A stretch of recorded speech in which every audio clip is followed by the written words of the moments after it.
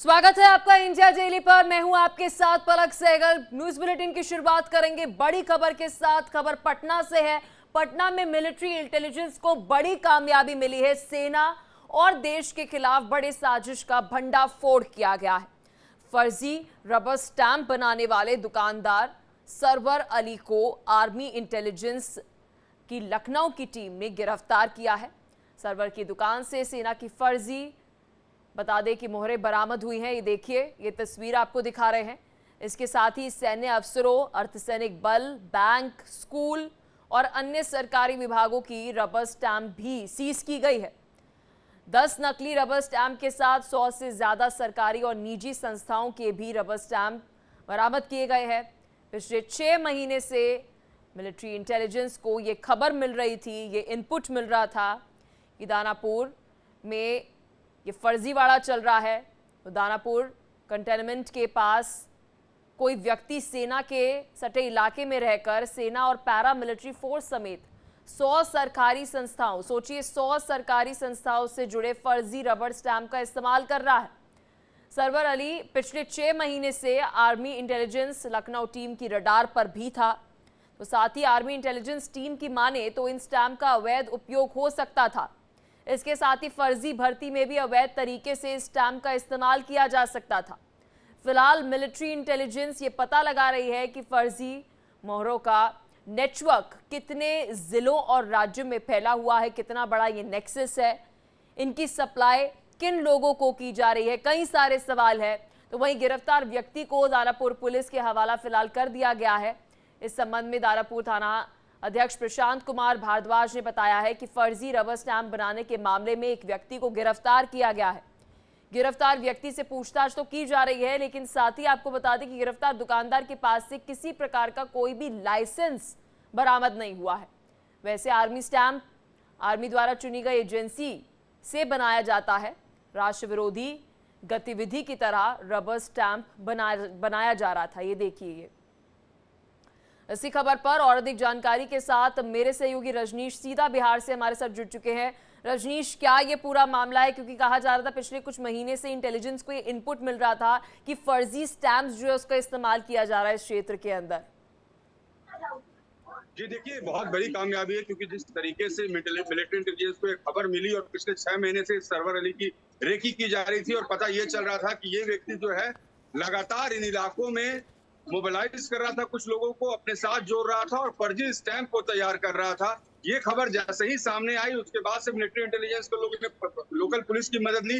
Lucknow intelligence के जो central command है उसके अधिकारी यहाँ पहुंचे, लोकल इंटेलिजेंस की मदद ली गई और इसकी गिरफ्तारी हुई और माना यह जा रहा है कि सेना और देश के लिए बहुत बड़ा थ्रेट था, जिसकी गिरफ्तारी फिलहाल की गई है। जी साथ ही रजनीश, बड़ा सवाल ये उठ रहा है कि स्टैंप्स तो वहां से सीज की गई है, लेकिन क्या क्या इन्होंने कोई स्टैंप्स का इस्तेमाल जो है वह किया था, ये भी एक बड़ा सवाल है। क्योंकि 100 से ज्यादा सरकारी एजेंसियों का कहा जा रहा है कि यहाँ पे फर्जी स्टैंप्स थी। जी देखिए, ये जिस तरीके से इन लोगों की मूवमेंट थी, इनका ये मानना है कि दरअसल इस पूरे इलाके में इनकी कोशिश ये थी कि मिलिट्री एस्टेब्लिशमेंट के पास रहकर गवर्नमेंट ऑर्गेनाइजेशन, पुलिस के जो स्टैंप्स होते हैं, प्राइवेट इंस्टीट्यूशन के स्टैंप्स होते हैं, सबको ये तैयार कर रहे थे। और ये जो मेरे मिलिट्री में सूत्र है वो ये बता रहे हैं कि दरअसल जो ये पूरी तैयारी थी, ये शायद फर्जी बहाली की भी तैयारी थी और साथ में मिलिट्री एस्टेब्लिशमेंट में एंट्री की भी तैयारी थी। तो अगर देखें तो इसकी गिरफ्तारी के बाद हम ये उम्मीद कर सकते हैं कि आने वाले दिनों में और भी लोगों की गिरफ्तारी होगी, और भी लोगों की पहचान होगी और इससे जो जुड़े हुए लिंक है वो अंतर्राज्यीय भी हो सकते हैं और अंतर्राष्ट्रीय भी हो सकते हैं। जी साथ ही आईबी के साथ किस तरीके से संपर्क जो है वो स्टेट गवर्नमेंट बना रही है? क्योंकि कहा जा रहा है कि स्टेट इंटेलिजेंस जो है वो इस वक्त आईबी के साथ भी जो है वो कांटेक्ट में है और संयुक्त रूप से जाना जा रहा है कि किस किस राज्य के अंदर जो है इस तरीके की फर्जी स्टैंप्स जो है वह मौजूद है। बिल्कुल, देखिए ये जो इसके बारे में अभी तक जानकारी आ रही है कि इसमें बहुत सारे लोग जुड़े हुए हो सकते हैं। जैसा मैंने कहा कि अगर आप विजुअल्स में देखिए तो बिल्कुल साफ दिख रहा है सामने में कि किस तरीके से स्टैम्प्स है और पेपर्स हैं और डॉक्यूमेंट्स हैं, सब कुछ दिख रहा है। तो ऐसे में हम ये मान सकते हैं कि इन लोगों की जो साजिश थी ये बड़ा नेक्सस था और दूसरे राज्यों में भी इन लोगों की खोज की जा रही है। सरवर अली से जुड़े हुए लोगों की खोज की जा रही है। इंटेलिजेंस की ये खबर सिर्फ इंडिया डेली के पास आई है और हम लोग ये जो विजुअल्स दिखा रहे हैं ये देश के लिए एक बड़े थ्रेट का पर्दाफाश हुआ है और इससे ये पता चलता है कि किस तरीके से जो जहां जहां मिलिट्री एस्टेब्लिशमेंट है उसके आसपास इस तरीके के लोग जो है अमूमन रेकी करते रहते हैं और इस पर जब इंटेलिजेंस की नजर पड़ती है, पुलिस की नजर पड़ती है, ये गिरफ्त में आते हैं और देश के खिलाफ जो बड़ी साजिश की कोशिश हो रही होती है वो नाकाम होती है। जी रजनीश, जो गिरफ्तारी की गई है, पूछताछ में कुछ निकलकर सामने आए हो आर्मी सोर्सेज से, आपके पास कोई जानकारी हो? जी देखिए, अभी गिरफ्तारी हुई है लेकिन अभी बहुत ज्यादा कोई बहुत कुछ रिवील करने को तैयार नहीं है, क्योंकि ये आर्म फोर्सेस से जुड़ा हुआ मसला है, देश की सुरक्षा से जुड़ा हुआ मसला है। राइट। तो ये बहुत कुछ बताने के पोजीशन में नहीं है, लेकिन धीरे धीरे बातें खुलेंगी और जो हमारे सोर्सेज हैं उनसे और भी जानकारी आएगी। हम दर्शकों तक ये जानकारी पहुंचाएंगे, लेकिन अभी जो जानकारी हमारे पास है वो ये है कि इन लोगों की एक बड़ी साजिश थी बहाली को लेकर भी और साथ में फेक एंट्री को लेकर भी, क्योंकि गवर्नमेंट इंस्टीट्यूशंस के भी इनके पास बहुत सारे स्टैंप मिले हैं। तो आखिर इनकी मंशा क्या थी, कहाँ ये एंट्री चाहते थे, किस तरीके की एंट्री चाहते थे, ये तमाम बातें धीरे धीरे साफ होंगी। ठीक है रजनीश, बहुत शुक्रिया हर एक जानकारी साझा करने के लिए। आप खबर पर बने रहिएगा, आगे जो भी कार्रवाई होती है गिरफ्तारी के बाद, जो भी पूछताछ होती है उससे जुड़ी हर एक अपडेट हम आपसे लेते रहेंगे। तो चलिए खबरों में आगे बढ़ते हैं। बिहार से एक और बड़ी खबर का रुख कर लेते हैं। बिहार के जमुई के अंदर आपको बता दें, एक फर्जी आईपीएस अधिकारी को गिरफ्तार किया गया है। फर्जी युवक को बता दें कि सिकंदरा थाने की पुलिस ने हिरासत में लिया है। आरोपी के पास से पुलिस ने एक बाइक जब्त की है। बाइक जब्त करने के साथ ही आपको बता दें कि आरोपी के पास से पुलिस को नकली पिस्टल भी मिल गई है। फिलहाल इस मामले में पूछताछ की जा रही है ताकि इस तरह के फर्जीवाड़े जो है वह राज्य में ना हो। ये तस्वीर आपको दिखा रहे हैं, ये फर्जी आईपीएस फर्जीवाड़े का खुलासा जो है वह बिहार के अंदर किया गया है। जमुई से आपको एक खबर बता रहे हैं। मनोज सिंह नाम है। क्या बोला? कि 2 लाख रुपए दो, हम तुमको ये नौकरी दिलवा देंगे। अच्छा, अच्छा, तो 2 लाख रुपया तुम दे दिए? हाँ दे दिए। कब? 1 महीना हो गया, 4 तारीख को। 1 महीना पहले? हाँ, 1 महीना पहले 4 तारीख को दिया। ठीक है, तो ये वर्दी आज तुमको कहाँ दिया? ये खैराम दिया था। कब? आज सुबह 4 बजे। कहाँ पे? घर पे? नहीं, खैरा चौक है, वहाँ सरकारी हॉस्पिटल, वहीं पर हम।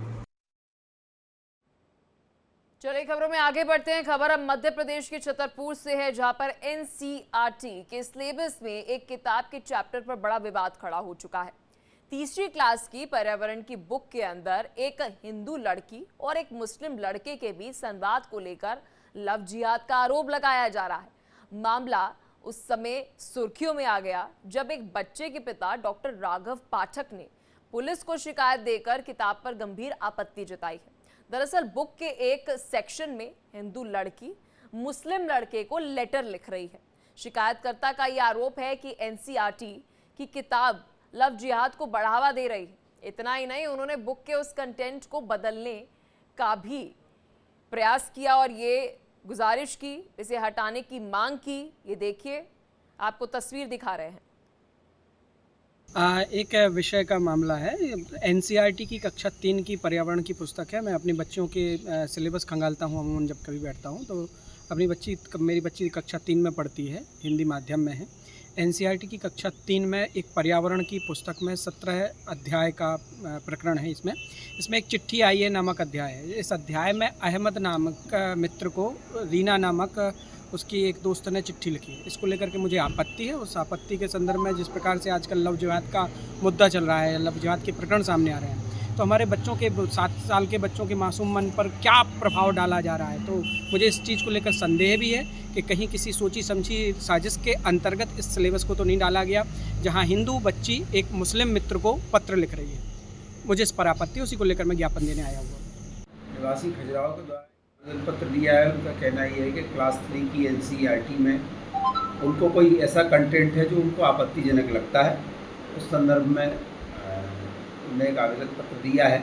मैंने उनको समझाइश दी कि आप इस संबंध में स्टेट गवर्नमेंट का या लोकल बॉडीज़ का इससे कोई लेना देना नहीं है, आप इसको उचित फोरम पर दें। समझाइश के साथ उनके आवेदन पत्र को वरिष्ठ कार्यालय को भेजा जा रहा है।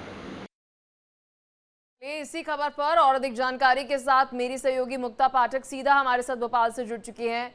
मुक्ता, खबर पर क्या कुछ अपडेट, क्योंकि पहली दफा नहीं है कि एनसीईआरटी के कंटेंट के ऊपर कोई आपत्ति जताई हो, लेकिन ये कहा जा रहा है कि एक हिंदू लड़की जो है वो एक मुस्लिम लड़के को लेटर लिख रही है।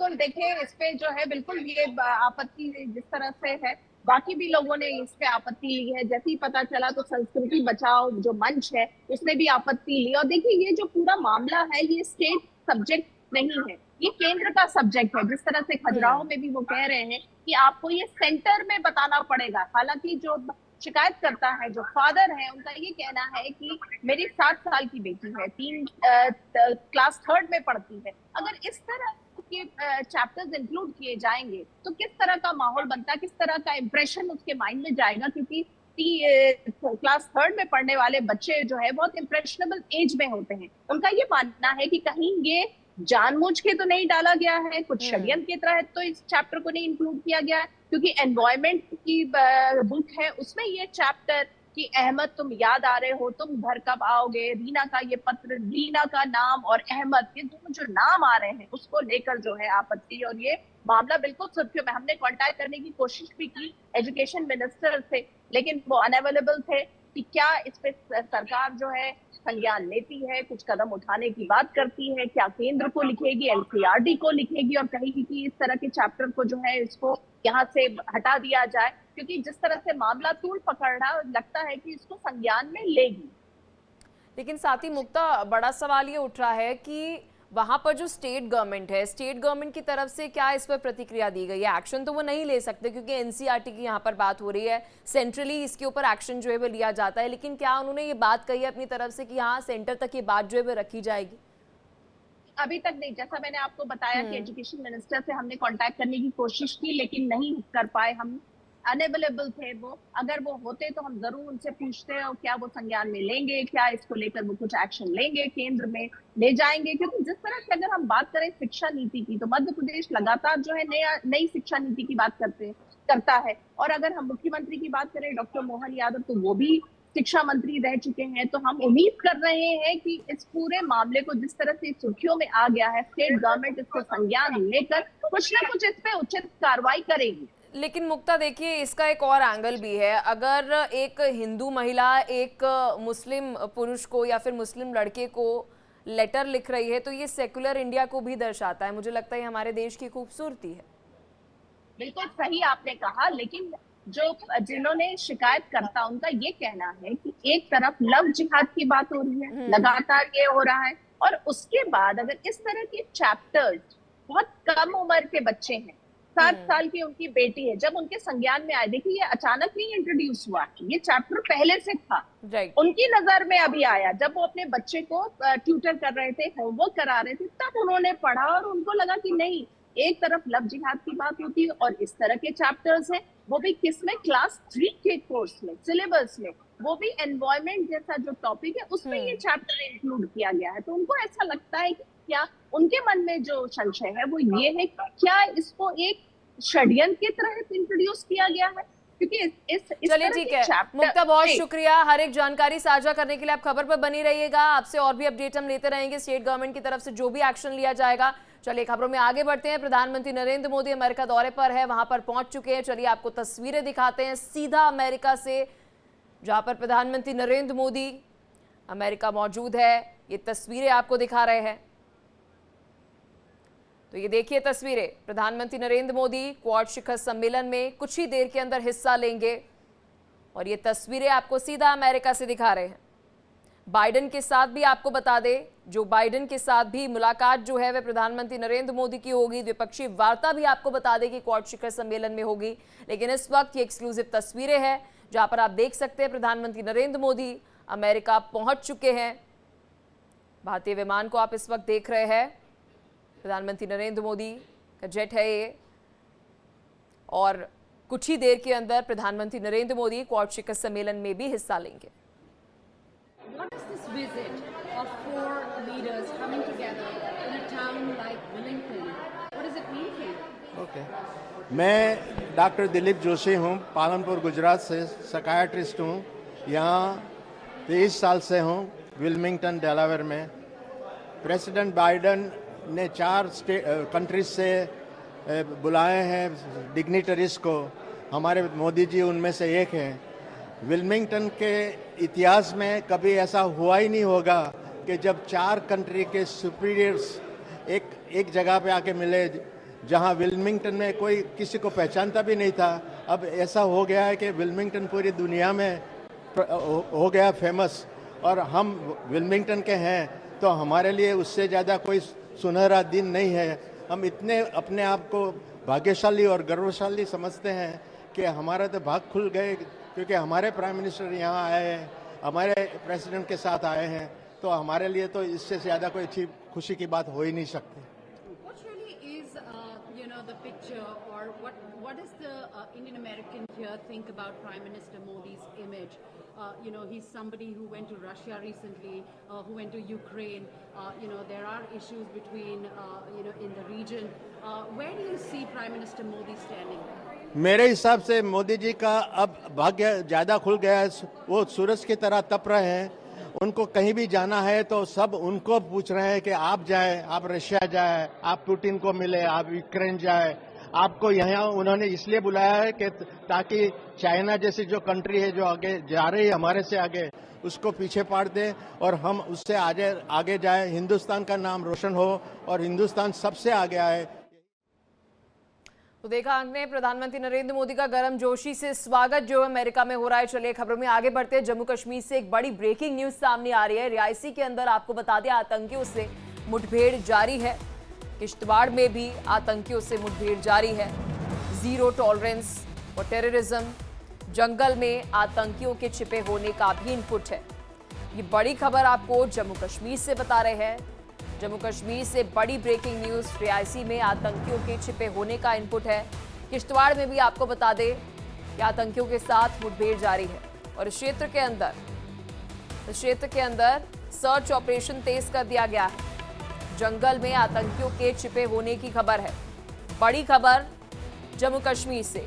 इसी खबर पर और अधिक जानकारी के साथ मेरे सहयोगी रमन सैनी सीधा जम्मू कश्मीर से हमारे साथ जुड़ चुके हैं। रमन, खबर पर क्या कुछ अपडेट, क्योंकि एक तरफ रियासी और साथ ही आपको किश्तवाड़ से भी कहा जा रहा है कि इन दोनों क्षेत्र के अंदर मुठभेड़ जारी है और कई सारे आतंकियों के छिपे होने की खबर है। क्या कुछ इनपुट है आपके पास? जी हाँ, बिल्कुल। देखिए, जो जानकारी मिल रही है उसके मुताबिक कल शाम जो है वो रियासी के चसाना इलाके में एनकाउंटर की शुरुआत हुई थी, जिसमें 2 आतंकवादियों को घेरा गया था। हालांकि रात अंधेरे होने के बाद जो है आतंकी जंगल के अंदर छिप गए थे और आज शाम करीबन 4 बजे के आसपास में एक बार फिर मुठभेड़ उनके साथ हुई है। हैवी फायरिंग का दौर जो है उस इलाके के अंदर चला है और जानकारी के मुताबिक लश्कर तोयबा के 2 आतंकियों को सुरक्षा बलों ने वहां घेर रखा है। वहीं दूसरी तरफ अभी जो खबर मिल रही है वो किश्तवाड़ के छात्रू इलाके से खबर आ रही है कि वहां पर एक बार फिर सुरक्षा बल और आतंकवादियों के बीच में मुठभेड़ हुई है। मैं आपको बता दूं, ये छात्रू का वही इलाका है जहां 14 तारीख को जब प्रधानमंत्री नरेंद्र मोदी का डोडा का दौरा होना था, उससे ठीक पहले 13 तारीख की शाम को वहां पर फायरिंग हुई थी। माफी दीजिएगा, दोपहर को हुई थी 3:35 के आसपास में।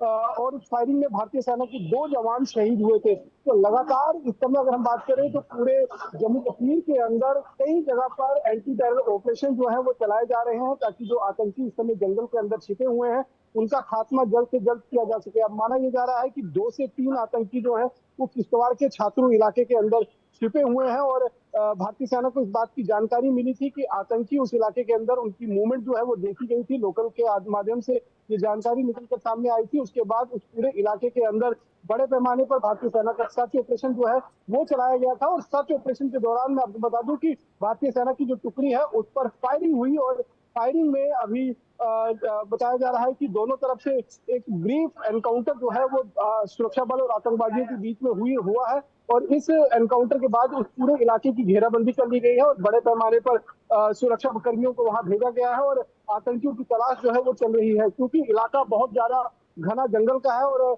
हम 14 तारीख को उसी इलाके के अंदर मौजूद थे जहां पर आतंकियों के साथ मुठभेड़ हुई थी। हमने वहां से पूरी रिपोर्ट जो है वो आपको दिखाई थी और फिलहाल 2 से 3 आतंकवादियों की जानकारी जो है वो छात्रू इलाके से मिल रही है। बहुत शुक्रिया रमन, हर एक जानकारी साझा करने के लिए। आप खबर पे बने रहिएगा। सर्च ऑपरेशन से जुड़ी हर एक अपडेट हम आपसे लेते रहेंगे। तो जम्मू कश्मीर से बड़ी खबर आपको बता रहे हैं, जहां पर इस वक्त 2 रीजन के अंदर, जो क्षेत्र के अंदर अभी सर्च ऑपरेशन सेना की तरफ से चलाया जा रहा है। खबरों का सिलसिला लगातार जारी है, लेकिन यहाँ रुकने एक छोटे से ब्रेक के लिए।